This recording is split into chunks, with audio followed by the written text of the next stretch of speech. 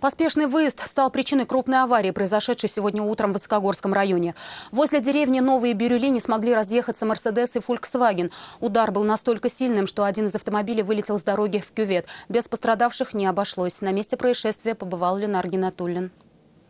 Я не знаю, я здесь не был, понимаешь, только он знает, как это все произошло. По предварительной версии, авария произошла по вине водителя Volkswagen Polo. Автомобилист заехал на АЗС, заполнив топливный бак, мужчина попытался вернуться на трассу, но из-за плотного потока автомобилей сделать этого не смог. Тогда он выехал на обочину, приняв ее за полосу разгона. Пропустив основную часть потока, он решил развернуться и при выполнении маневра не учел одного – расстояние до приближающегося Мерседеса. Как итог, внедорожник протаранил левую сторону немецкой иномарки, от удара легковушку отбросило в кювет на противоположную часть дороги.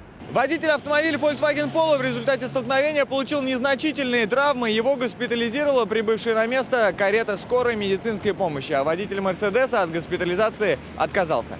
Водитель Мерседеса отказался объяснять версию произошедшего. Единственное, на что он сетовал, это финансовые трудности, связанные с ремонтом автомобиля. На камеру не буду говорить. Не хочу, что нет. Даже ремонт не окупится.